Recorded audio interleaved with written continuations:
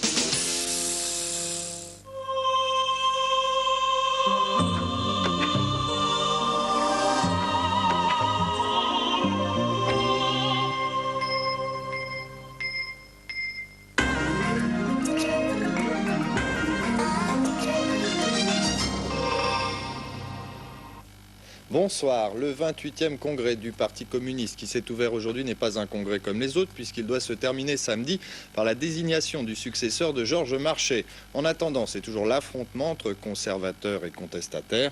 Alors le point avec Patrice Desmazeries. Ils sont venus, ils sont tous là, il va partir leur papa, Georges Marchais, en vedette pour l'ouverture du 28e congrès à Saint-Ouen.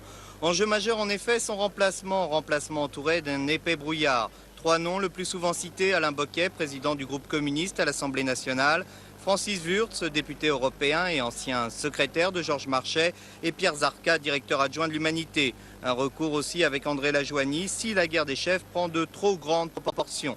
Mais la succession n'a pas été évoquée lors de cette première journée de congrès, du moins lors des interventions. La direction a appelé le parti à franchir une étape dans son processus de renouvellement.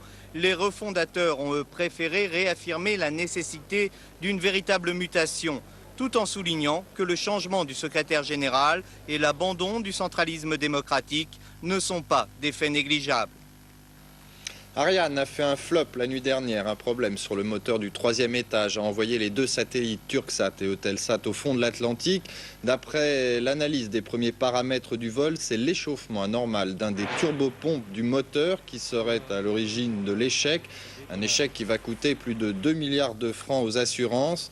Mais les 26 succès consécutifs de la fusée couvrent largement cette somme. La PJ a mis la main sur les meurtriers présumés d'Adil, 15 ans, poignardé samedi, station Porte de Pantin. Les 2 hommes se rejettent mutuellement la responsabilité du coup de couteau mortel. Ils semblent en revanche être étrangers au meurtre de Pascal Boudinot, assassiné il y a 10 jours dans le métro Porte de Versailles. Le général Bertrand de Laprelle succédera au général Cotte à la tête des casques bleus dans l'ex-Yougoslavie. Il était jusqu'ici patron de la force d'action rapide. Environ 2000 personnes, admirateurs anonymes et personnalités, ont rendu un dernier hommage à Jean-Louis Barrault aujourd'hui. Les obsèques religieuses du comédien ont été célébrées en l'église Saint-Pierre de Chaillot à Paris. Jean-Louis Barrault repose désormais au cimetière de Passy.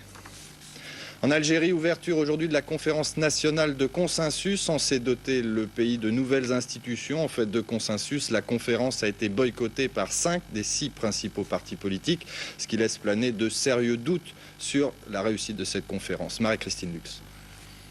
La conférence d'entente nationale à Alger n'a d'entente que le nom et l'intention. Cette première journée a en effet été caractérisée par la confusion et les incertitudes.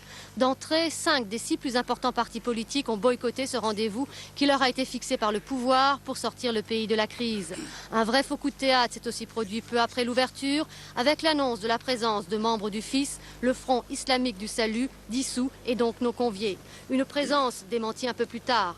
Dans le même temps, une coalition de 12 petits partis s'est retirée de cette conférence. Et tout à l'heure, le seul parti islamique présent, le mouvement Hamas, a décidé à son tour d'en faire autant.